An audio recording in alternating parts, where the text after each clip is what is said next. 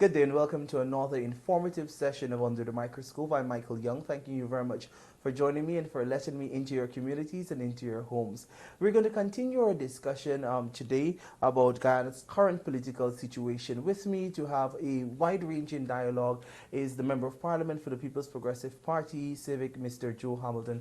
Welcome to Under the Microscope, sir. Thank you very much, Michael, for having me again. It's always a pleasure having you because I believe you're one of those politicians who get to the meat of the matter first and then you just leave the bones behind so people can really decide, how to look at things and how to view things. The first question I want to ask you, or the first discussion or topic really I want to address, is the issue of what's happening at the Ghana Elections Commission, GECOM. As you know, yesterday there was a walkout by the PPP commissioners following a special meeting that was hosted at GECOM to discuss matters related to elections 2019 and GECOM's work program. Was that walkout justified by the commissioners? Yes, Michael, I would say the walkout was justified. The last time I was on your program, I indicated to the viewers that in my experience, both as a technical officer at GECOM and both in the political sphere engaging with GECOM, the present chairman is the worst chairman ever selected, nominated to run the Elections Commission. So that is one of the fundamental weaknesses you have there at the Elections Commission. The second fundamental issue is where all and sundry are aware and is seeing that what is happening is that there is definitely collusion between the Elections Commission and the government. Everything that is happening has pointed to collusion, and therefore, how do they function? How can they function? Because this is supposed to be an independent constitutional body that works via its own rules and its own procedures. But since the 21st of March, we have had the intrusion of the government via the executive and also, I say, via the commissioners that represent the government. And so the commissioners that represent the government are, I'm sure, as they say in local, sharing notes, and that's what you have. And that is the reason why we're at this stage where we are. So going forward, it is for the people of this country. You know, people are every day calling the People's Progressive Party Civic to save the day. The situation that we have wasn't created by the People's Progressive Party Civic. Some may differ on that. Right.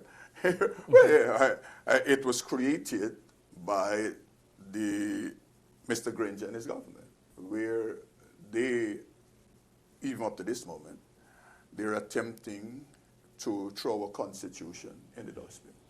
And that is why we're where we are. So this call about, I see several letters in the papers this morning asking Mr. Jagdeo to be the statesman and all the issues, Some of these same people not so long ago, they didn't care a damn about Jagdeo. They have criticized Jagdeo left, right, and center, and suddenly they see him as a savior. To take us out of this ditch that Mr. Granger and his government, they have taken us into. So Michael, I don't see quickly the situation being reversed at the level of GECOM. And therefore, we have on one side, we have the constitutional crisis at the governmental level. And then we have the Elections Commission's failing to live up to the mandate that was given to it by the Constitution. I think if to just come back to the walkout specifically, when they made the decision to leave, that is the PPP commissioners, in a statement to the media, there was talk about being dissatisfied with the manner in which the meeting was executed, being dissatisfied with some of the items that were on the agenda for discussion, and also being dissatisfied with the fact that there was not a plan produced at that point in at that meeting that says this is the timeline that we are going to work with for elections. There was more interest on the part of the opposition commissioners in talking about house-to-house registration and matters of that nature. Does that justify the move by the PPP commissioners at this point in time in our country to walk out of that meeting and to say it's either we discuss elections or we'll have no discussions at all? Yes, because the PPP commissioners, they were led to believe by the letter, the one letter they knew about, sent to the commission by the government, indicating to the commission that, listen, you should put all your operations in motion to have us have an elections. Secondly, the government position was we would do everything that is necessary to ensure that you have the funding to have these elections held. Yes. And therefore, if we're discussing elections in the near term, it cannot be elections that will have part of the program house-to-house registration, because all in of its us original form. Right. So the point is that, as I understand it, if we go back to the chief elections officer making the point that he has a list that is valid. He has a list that is credible. He said so, the chief elections officer. He said this list was used for local government election. This list is credible. This list is good up until the end of April. And this list can be utilized via claims and objections period to be sanitized and to deal with issues in conjunction with GRO about dead people and all the other things. Yes. And so there was no need, and there is no need for house-to-house registration. The government commissioners, what they're attempting to do, and that's why I started out by making the point about collusion, they're attempting to give the government that was defeated by a no-confidence motion a 5-year term, and that will not happen. That's the thing. It is an attempt to give the government a 5-year term. But this government has fell since the 21st of December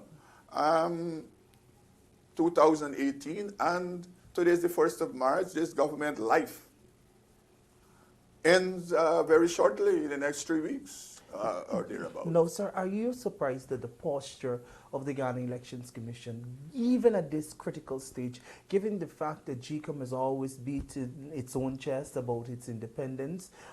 Persons have spoken both independent and in the PPP of the need for us to have a professional secretariat that takes instructions that are, from the commissioners and the chairman themselves that are in line with their duties. Are you concerned that if there is more manipulation of that Ghana Elections Commission, that there could be implications further down for the quality of elections that we're supposed to expect, for the declaration of results, because all of those things could be seen to be intertwined even at this early stage if there is interference? There are a couple of things. One, the last time I indicated also that what you have, the top leadership of GECOM that you have there today, they are not comfortable with only being technicians or managers. They want to be politicians also. So that's the first point. The second point is you have a chairman who has thus far shown us that he's incapable of being firm. He's incapable of having the Elections Commission function the way it should function. You know, you mentioned, the point is that we can look at, you have opposition nominated commissioners and you have government nominated commissions. You can say that on both sides, they're likely to be partisan because they will caucus and they will take advice from their principals who nominated them. But the chairman, and if you follow right through the Elections Commission life since the Sepman Commission has set up, it is always the chairman who managed this political contest within the commission. Because you've always had the contests with the commissioners on both sides. When the PPP was in government, they would have government commissioners, and you had opposition. So this contest was always there. But the chairman was always the one who recognized this agency is autonomous, who recognized that this agency must be credible because the people of Guyana depends on this agency to be credible. We have this chairman, and I suspect it goes back to how this chairman was selected to lead the commission. You see, all the other chairmen, they were selected via consensual arrangement, where whether 92, if you go back there, the PPP in opposition and the PNC in government, it was through a process of consensus, they call it. But Mr. Hamilton, with all due respect, the chairman himself has upbraided the Starbrick News for making the very same argument and for seeking to link him to unsavory activities which are could impugn his integrity. He's not bought. He cannot be bought. He is independent. The decisions he's making are decisions of an independent commission, independent chairman. That is his response to the Starbrick News and to your school of thought. Well, Michael, it is always not what people say. It is what they do. So the chairman, yes, I read the letter. It's just a normal letter that a person who is compromised would write the type of letter. But the point is, what is he doing? What should have been the chairman's role? From the night of the 21st of December 2018, the chairman should have called his commissioners, his chief election officer, and all the technical staff, and said to them, listen, we have an emergency trusted upon us by a no confidence vote, and we have to honor the Constitution, and therefore we are duty bound to put in place all the necessary mechanisms to try as far as practicable to hold an elections within the 90-day timeline. That is what a chairman that is not compromised would have done. The fact that we are now just 20 days or 19 days, we will be accounting remaining of that 90. And this chairman is yet to have his house in order, indicates to us that no matter what he's saying, we are seeing what he's doing. The nation is seeing what he is doing, what he has done. He has put the commission in a compromising position. He has stripped the commission of whatever credibility it has. And therefore, the question you ask, going forward, can the people of Guyana see the commission credible to run off elections and to declare results that mirrors the will of the people? It's a question to ask in the context of what we have going on in Elections Commission. Now, there's an argument that GECOM does not have the appropriate appropriations to the finances to host an election this year. There's the second argument that GECOM needs permission to be given a direct go-ahead from the government to prepare. The president has said that he will have now, in a second letter, I understand, something called consultations with GECOM. Now, all of this when put together, Mr. Hamilton, I know it's a lot to suck in, all of this when put together points to a very damaging trend. Would you agree with that, or would you disagree, notwithstanding all that you have said? These last two things, not having the money and not being in a position to host these elections. The thing is that all of that, again, is just GAFF, GAFT, or GHAFF, some people spell it that way. But the point is, my colleagues have dealt with that matter, and I think just last night, Gail Teixeira dealt with the matter. But to repeat for persons who might not have seen or the point is, GECOM is a statutory, is a constitutional agency who is given a lump sum money to spend by the Parliament the way it sees it fit. So you have $3 billion appropriated to you to carry out house-to-house registration. That is before we have a no confidence motion telling you that you have to have elections in 90 days. The Constitution and the FMEA allow for GECOM to utilize that $3 million to prepare for election. In large measure, we don't have to go back to the National Assembly to appropriate money for GECOM to run, only if they indicate that that money is not enough. That's the only. But as regards having money, they have money. They have some $5.7 billion that was appropriated that it can be utilized to start the preparation for elections. You mentioned about the letters. The two letters are deliberate. That basically is to and if we look at the sequence of events, one letter was for the commission. The other letter was on the website of the Ministry of the Presidency. So that was for consumption by the public, basically supporters of the APNU+AFC, to say to them, listen, don't worry what they're saying, that we have instructed or we have advised GECOM to start preparing for elections. This is the letter we sent to them saying that we're talking about consultation. Is that dishonesty? Yes, it's dishonesty. Is that treachery? Yes, the opposition leader right to call it fraud. It was an attempt to deceive the Guyanese people. And even up to 1 o'clock, when the opposition leader presented the letters to the media, the commissioners didn't have it in their possession, the second letter. Why is that so? If you're not seeking to deceive, why you don't have all the documentation, all the correspondence that flowed between the Office of the President, Ministry of Presidency, and GECOM? Why you don't have that made available to the commissioners? So it was an attempt to deceive. It was fraud coming from the highest rung of the government.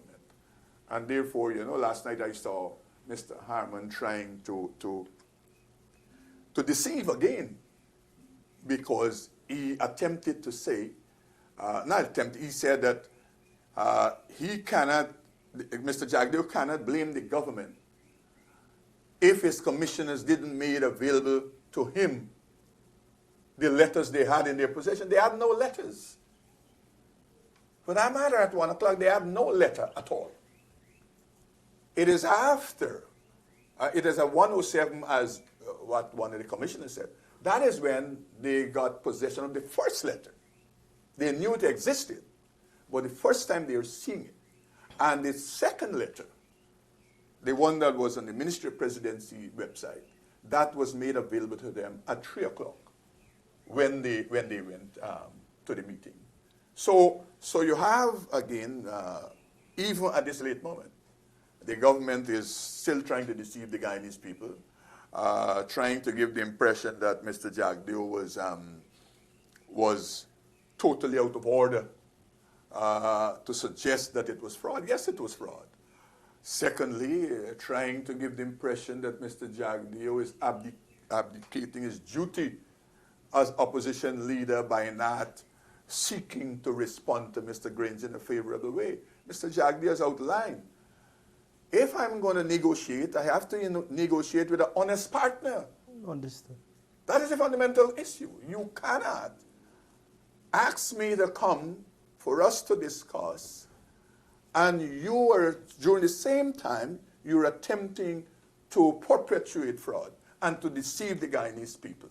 How do I trust you that I can sit with you and we can together agree on a way forward. And that is where we are at the moment.